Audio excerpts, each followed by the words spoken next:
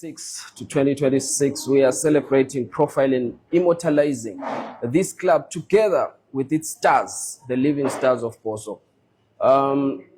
We're still here in Bulawayo and we're celebrating Tobias Madlambanje, but some people say Mzilikazi. Depends on how you pronounce it. So we're sitting with a legend today as we celebrate and relive the moments at Highlanders. Legend. Aye. Kunjani ba? Hayi, siyaphila baba. Ithini ibhoso yabantu? Na ibhoso ichila umoya. Ichila umoya. Madoda. Ichila umoya. 100 years. Yeah, 100 years. What does it mean to you? It's an honor. It's an honor. To be part of the people celebrating 100 years. 100 years. No, it's history. It's history in the making. Yeah, it's history in the making. Okay, right. Sharp. So you've been in the Highlanders circles, in the Highlanders life. It's a lifestyle to you, I believe. Yeah. And I want us to talk about 1986. Your life from 1986. Let's talk about Tobias Madlambanje joining Highlanders. How was it like? You know, it was like a joke joining Highlanders. It was like a joke or a job? Joke. A joke, it was okay. Like a joke. All right. By then I was playing for Zimbabwe Colts. Okay. 85. Then Cosmas spotted me. They said, "Young man, can you come for a training?"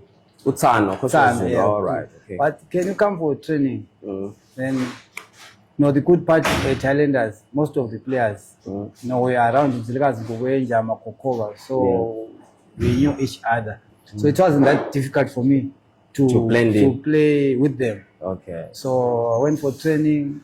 You know, I was shocked. Sometimes you get that shock, isn't it? If you are saying, come to the office. If you are called office, know there's something. Here are the papers, can you sign your contract? I said, oh, coach has answered. Got it. That's why you're saying it was like a joke. Yeah, coach has answered my prayers. He signed. But after signing, it wasn't auto. No. As a new player, it wasn't an automatic thing that you sign. Then first games, you're already in the what? Already in the first team. In the first team. How old were you that time? I was 21. 21. I was 21. By then. 21. The season started.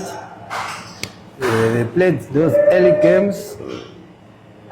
Then came my chance now to play. It was during the Independent Trophy. 1986. 1986. Okay. Independent Trophy. We played midweek. I think. Who are you playing against? Against by then Zimbabwe Saints, Chauya Squad. Oh, Chauya Squad. Yeah. Okay. By then it was Zimbabwe Saints. So the game was being played under flag lights at PF. The game started. I was on the bench. And the game started. The poacher was on the bench. Yeah, I was on the bench. The team was playing.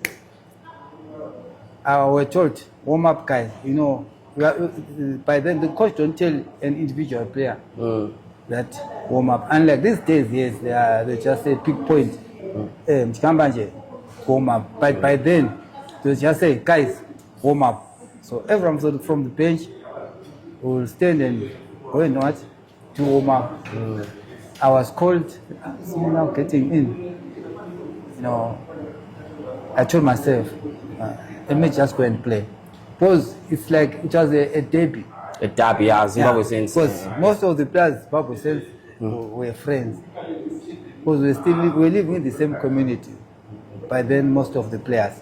Because Bulawayo was still a small city. I continued the substitute. We played. Then came across. Yeah, man. Header. 2-1. Okay. Yeah, 2-1, and that was the winner. Oh, your header was the winner. Was the winner. Okay, so tell me, which took us to the independent final. Independent final. But the poacher, is that where the name the poacher comes from? No, it came after some. Why were you called the poacher? We're talking. We end up seeing it yourself that for sure this person was the poacher. All right, cool. I'm more interested in the derby that you're talking about. How was it like playing against Zimbabwe Saints? Because that was more like playing against your own homeboys, right? How was the vibe? You know, the tension against Zimbabwe Saints, there was always tension when playing Zimbabwe Saints. That tension didn't start on the game's day, no. It will start maybe a week, or when we know that we were playing Saints, then that tension starts. Even at training, you know, people will be really working. As you can see, players, they also look at teams. This team, but playing against Zimbabwe Saints, like we're saying, in the same community, some were brothers. Yes. You know, it's something which you always, after the game, when you're going home, you know, be talking to each other. Said, it's the child, you know. Okay, so it was an inner city derby. Yeah. And okay, how about playing against Dynamos those days? How was it like? Yeah. Dynamos, you know, they always want to be bully. Or they were bullies? Yeah, they always want to be bullies. But we, you know, we want to prove to them that they are not bullies. Okay. We want to prove, and in 86 we did prove to them that we are the Cup Kings. The Cup Kings. Because we nearly took everything.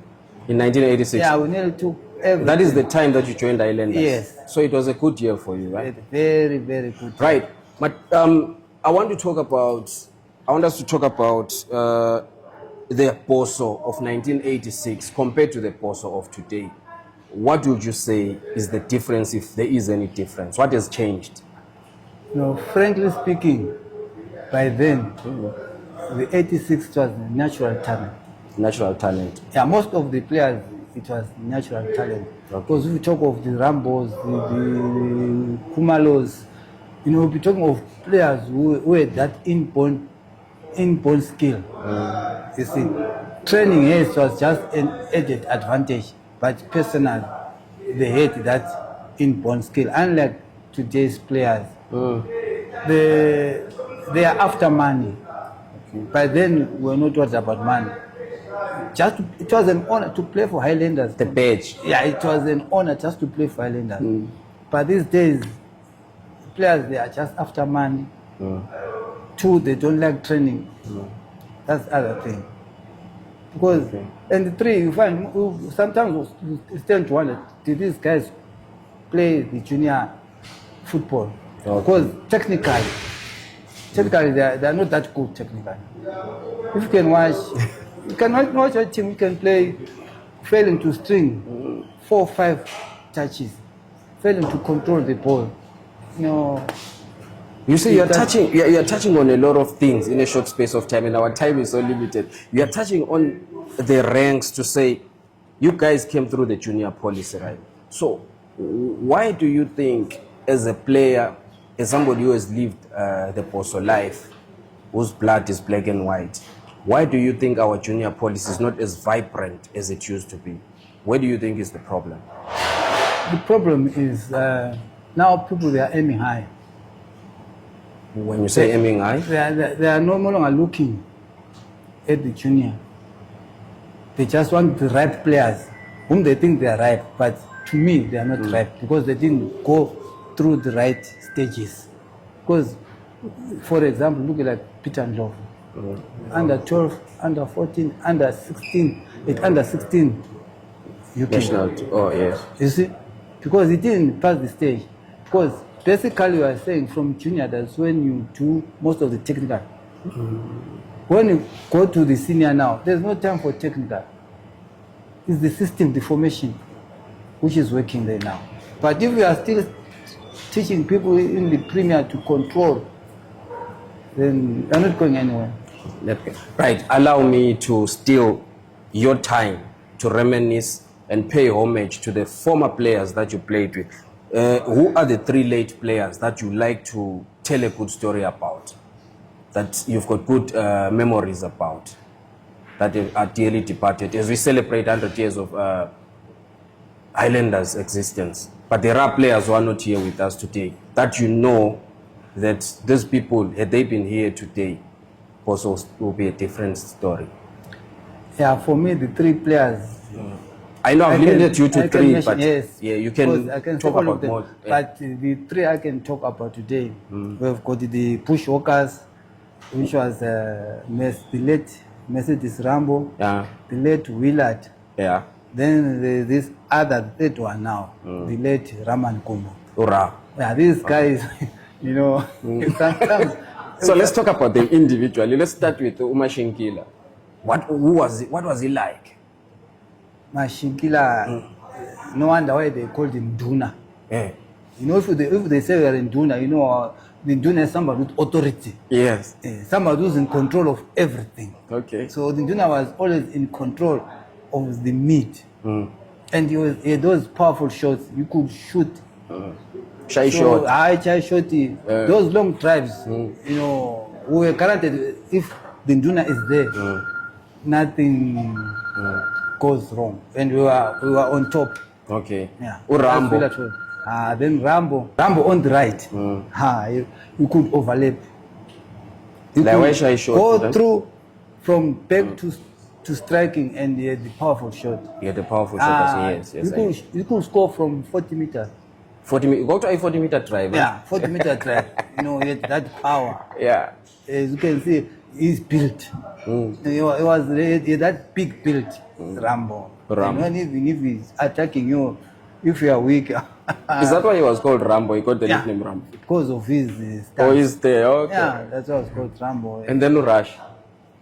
He was a lanky midfielder, but Dangerous. he also was a good shooter.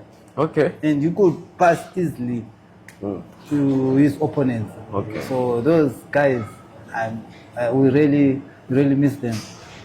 Just to add on something, I always remember when in camp, these three guys. How was it like being in camp with them? You know Perry. Perry Taga, our late coach. Yes. You know his body. Perry was a small body. They will find, you know, Willard and Rambo, they will become attacking like bushwalkers. You know how the bushwalkers were going from lifting him up and pinning him down. Then Raman will always be the referee. You know, that's how we were during our spare time. Okay. Those are the things which we will always remember of our friends, because we were very playful. Okay. Entertaining. What about Tobias Madlambanje? Did you get a chance to play with him? Yeah, I did. He's the one who was protecting me at Highlanders. Protecting you? Yeah, because he was my brother. As in the same location. He was my neighbor. When are you from Mzilikazi, right? Nguboyenja. Yeah, Tata was from Nguboyenja. Oh. Yellow man. The smartest of all players. Okay. Yeah, the smartest. He never wear anything which was not Pericardine. Anyway. Van Hissen, you know, we talk of names. That's why he was one of the most gentlemen. He was a sweet guy. Yeah. No wonder women liked it. Was he a ladies' bed? I heard he was a ladies' bed. You know, people they say we are footballers are ladies men, but the ladies are the one who always harass footballers. Oh, ladies harass you? Yeah. Oh, okay, all right. We are not ladies. What about the Captain Oaks? Did you play with the Captain Oaks? Yes. Yeah, tell me about Pitanko. I was a Is it true that way two Ghana? He was no nonsense man. He was no nonsense man. If you stand by his way, he will pump you. You know, one of the best keepers at Bosso is Captain Pitanko. One of the best. Cool ruler? As the word says. He was one who was playing with the white shorts. Alex. Yeah, if we were putting on white shorts, he will come out without any dust, anything. His shirt will still be white. But he's a central defender. Because you know why? Because he was good at timing. He's not that defender who always want to slide. But he's smart. Yeah, because the advantage of long legs. You know, if he just stretches his leg, he's already taken the ball. Okay. He had advantage of long legs because he was a long guy. So besides Tobias Madlambanje being your brother, who were you more closer to in your team? In Highlanders, it's like the strikers were very close. Matinda, then there was also Tumsani Gulube, the late Tumsani Gulube. So whenever from camp, we'll carry each other. in Matinda's car, the MG. There's Morris Minor, the MG 1100. Okay. From camp, we always get into Matinda's car. Matinda- As strikers, we're moving as strikers. Okay. Yeah. All right. So, I'm hearing you talking about your playing days, and I'm like, wow, that was the Highlanders, the golden era of Highlanders. But you transitioned into coaching, right? Tell me about your coaching journey. When I started coaching, we did, with the courses in Zimbabwe from level 1 to level 4 because in Zimbabwe level 4 is the highest course. Then I went on to do CAF C. I've got CAF C license. I went to do CAF B. I've got CAF B. I coached Zisco 2008. Then 2006, 2008, I went to coach Caps FC in Harare, not United. But then Caps FC. Which one is Caps? Okay. There was Caps United, isn't it? Then Caps FC was being sponsored by Caps Holdings. Okay. But it's now defunct. Yeah, it's now defunct because it was Maybe that's why I don't know Yeah, it. it was relegated and it never rose. As for coaching, I've got CAF B. But for now, football in Zimbabwe, truly speaking, is in a mess. It's in a mess. Okay, I want us to talk about that in passing, though. It's in a mess. Why do you think it's in a mess? Where is the problem with today's football? The problem, I think some of this admins, the team owners, we check Mzilikazi. I'll mention my name, isn't it? I will coach Highlanders. And the Highlanders is not playing well. Nearly relegation. I'm fired for poor results. For poor results. Caps takes me again. I go to Caps. I do the same thing. It's poor results. Dynamos takes me again. But what am I leaving behind? It's a tale of destruction. Okay. You see where my point is. We are destroying all these teams. All right. So there are coaches who are destroyers. That's what you're saying. But then it brings me to my very interesting point that I always ask footballers and coaches. Do you think juju works in football? And it does sometimes, not 100%. What does it do in football? There are other times, we get into the pitch. You can feel yourself that it weakens. Sometimes it weakens the team. But truly speaking, it doesn't take you very far. There are teams, without mentioning names, who were known of using juju. But where are they now? So when you've never touched juju? To tell the truth, we at the era, especially at Highlanders, we didn't want to touch anything because we trusted in our skills. Okay. And we even told the executive, if they are into it, we didn't know it. We told them, if you are into it, you can do it without us knowing. Because we want to play football. So that's why I managed to play good football, because juju thing was not in our mind. They never came into our mind because we trusted in our own skill. That's why I said, whatever you do, try to do it behind closed doors. We cannot tell you to do ABCD, but our duty is to train and go and play football. Yes. But still, you haven't answered you said we're going to get there, but you haven't gotten there. Why were they calling you the Porsche? Like I started, Zimbabwe Saints, semi-final, I scored the winner. Okay. Our final was against Caps United, the independent trophy. I scored the winner. Okay. Yeah. So in two games, the semi-final, I was the match winner. Second, the final, I was match winner. From there, whenever I came in as a substitute, something was going to happen. Even the major trophy, the Netball, Zifa Cup, the major one, which took us to the Africa, the CAF games, I scored the winner again. Hey, my God. In the major trophy. You scored the winner or you poached the winner? Put it right. I poached the winner. You know why I'm saying I poached the winner? Yeah. Because when I scored that goal, the Dynamos players wanted to go out of the pitch. Why? I don't know. They were They say protesting. they were protesting, maybe thinking it's an offside, but it was a diving header. Okay.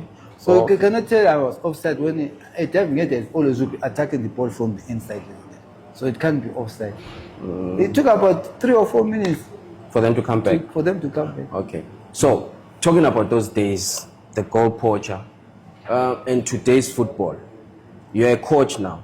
Do you think that football is more scientific now than talent-based? We are putting it right.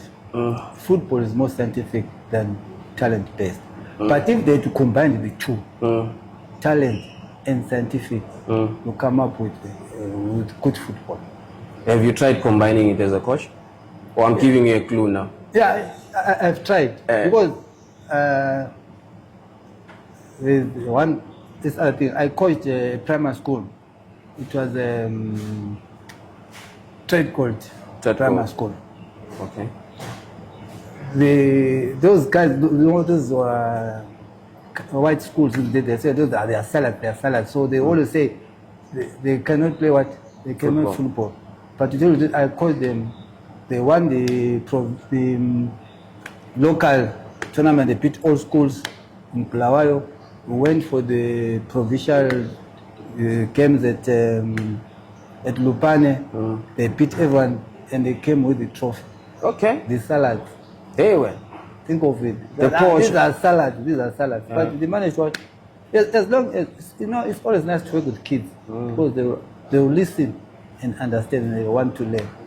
Unlike, this big Matala who are not even watching do you know that most of the current players, they don't even watch these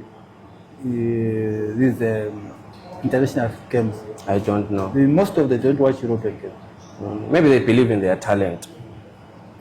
Which they don't have. So you think the current crop of players lacks talent? Definitely. Why do you say that? Because some of the talent, seeing a talented player, there are only 2 things maybe want to see. Ball control, ball distribution. Then I can tell you that this is the play. So why are you coaching now, coach? I'm not coaching. Why not coach Bosso? Don't you think it's the right time for you to come to Bosso and be a coach? Have you ever thrown your CV? The problem is there are no adverts. There are no? Adverts. Because if there is or it's by appointment? You see now, if there's supposed to be adverts. We are looking for a coach. Send in your CVs. Then they will shortlist, isn't it? They shortlist. You go for interview. But I know Vincent is there. Let me go talk to Vincent. Vincent, can you come and coach? Then what about us? Who are not connected? Which means we never coach. Because we'll be thinking that to get advert, isn't it? Looking for a coach. Send in your CVs. Closing date. Blah, blah, blah. You send. If you are shortlisted, we'll go for an interview. But hey, Zimbabwe, have you ever had any team putting advert for coaches in Zimbabwe? No. I don't remember. Not that I think of any, but I mean, I've never, I don't remember. Okay, so the system is not in favor of people like you. You see now. It's in favor of the connected. Even at your own club, that should be absorbing your You see now, it's always connected. So what role are you playing at Highlanders currently, if any? No, we are trying, but to tell you the truth, Highlanders not recognizing us as former players. No, it's not there are others who are like we're working with the juniors. But I always say we are ambassadors of Highlanders. And working at Highlanders is not about money. They can use us to scout. Go to different provinces, much north, much south. Look for players. Help each other to build our team. But we are shortlisted. They were not even in the picture. A very pertinent point that you are raising with the poacher. But I want to ask you, making a follow-up to this point that you are raising, what do you think, if you had to sit there and Highlanders has to consult you and say, you are the former legend, you are the former player, you've coached, what is it that you will table to Highlanders to say, guys, if you change 1, 2, 3, 4, things will look brighter for the club? Because The Royals have been relegated. Bosso 19 was fighting relegation. The senior team survived relegation. That is not the Highlanders that we know to be fighting relegation. Yes. So what are areas or points that you bring on the table and say, hey, gentlemen, if we do things this way, we might smile? Well, I was of a mind that it's not bad taking players from outside, isn't it? Yes. But you find some of these, they are mercenaries. It's mercenary is somebody who's for money. Okay. If that player strikes because of his money, it's not at fault. It is right. But I'm saying Bulawayo is a big city. Yeah. You can organize an under 20 or 21 tournament within Bulawayo. Sections, making sections. You make a tournament. We are scouting, looking for player, locally based what? Locally based players. Okay. And you find from Bulawayo, they become from families who are Highlanders. Even if there's no money, they tell you, my son, go and play. Things will what? It's okay. It will be okay. Yeah. There's a way we must try and look for players within, because there are a lot of good players outside in the street there. But the approach, you have to approach them in a way of a tournament. Like there are players who are not registered. Call tournament for unregistered players. Okay. There are plenty in the streets there. Okay, so you're raising the question of mercenaries instead of getting players that are dedicated to Highlanders. What else do you think should be attended to? Like I was saying, we've got our Bosso 19. Yes. If we have to look, how many players they've been lifted from Bosso 90 to the national, to the senior team? Now, those are other questions we would ask. Oh, that's a team which is a fitter to the what? To the first team. But 2, 3, 4 years, there's no player for, which means we telling us that these guys. Why are we keeping Bosso 90? Exactly. It's not fitting into. Exactly. Okay. So where do you think the problem emanates from? Do you think it's got to do with the management, executive, or where is the problem according to you? I think when they're employing these coaches, look into the junior. Or is the junior policy? The junior policy. Okay. That's Bosso way, the junior policy. Okay. And you find that this guy, whoever coach who comes, don't forget that as a coach, where are coming from, there are other players whom you like. Not that they are good, but whom you like.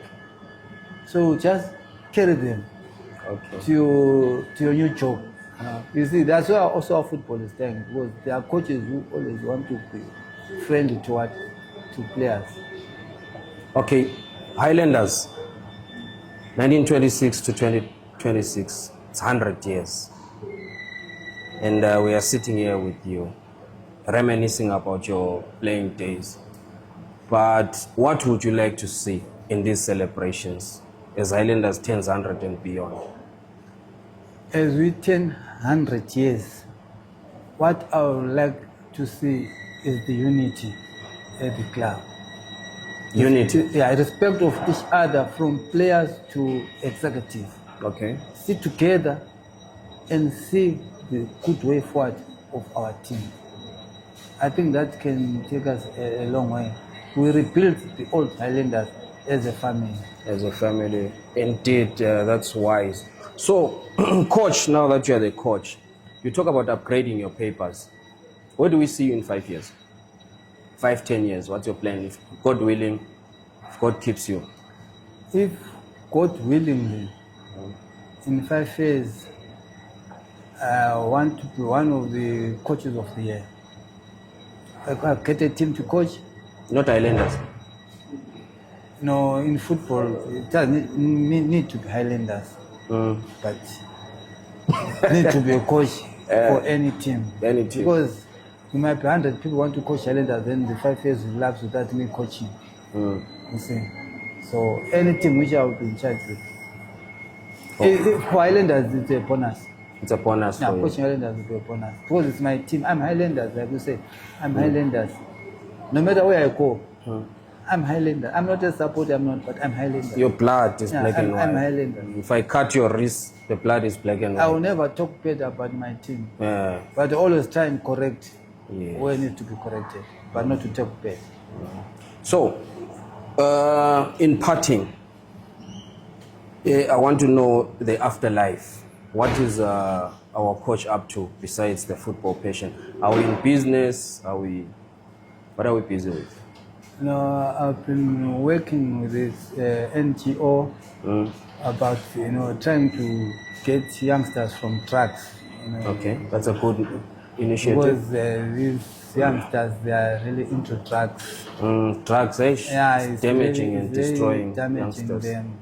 So there's a company until this Trump thing, but we are still working on it. It's not about Trump or what, but we are saying let's push on and try and help our youngsters, knowing that taking drugs will not take them anywhere. In fact, it destroys their lives. And then other thing, these days, I love my God. Oh, Church is you want to be a pastor like Pastor where I Kain? am not really a pastor, but helping other people to live a good life, That's a higher calling. life of a purpose. Not just to live any life, but you must live a life of a purpose. Know where you are going with your life. That guy is Pastor Ndlovu. He's a pastor also. You see, my crew, we also move with the pastor. Maybe he's got a question for the legend. Do you have a question for the legend, Leslie? Yeah. Thank you so much, Steve, for such an insightful conversation. So the question I have is, what's your advice to youngsters who want to further their careers in football? Want to make it big and progress? What I can say to the youngsters, initially, if they can strive on 3 Ds, it can help them. Meaning, if you've got discipline, if you are dedicated in what you are doing, and if you are devoted, you will never go wrong. Because discipline will lead you to excel. Did you have 3 Ds? And respect. Because without respect, you won't go anywhere. So I'm urging youngsters not to, when they want to play football, they must also look at what friends they are moving with. Because you must have friends who will encourage you to forge on and play football, rather than have friends who will be drawing you back. Time of going to training, they are thinking of going to drink beer. It kills you at the same time. But your friend selection must also be a wise one. Those who are also pushing you, identifying your talent, they can take you somewhere. Excellent. You done? Yeah, You got another one? One more question.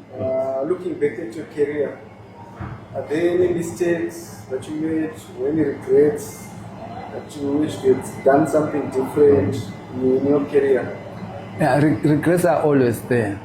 Because by then, in life, there are things which you do, which you sit down and get. But if I had done A, B, C, D, because truly speaking, by then, people were enjoying spending spree. But if you think that, but if I had opened an account or kept my money, that's advice I will give to the youngsters, that whenever what you are getting now, make use of it while you are at the peak. Because there are times when you try and look back, say, I would have done A, B, C, D, but it will be too late. But when what you are getting now, make use of it. If you are to buy a house, buy a house.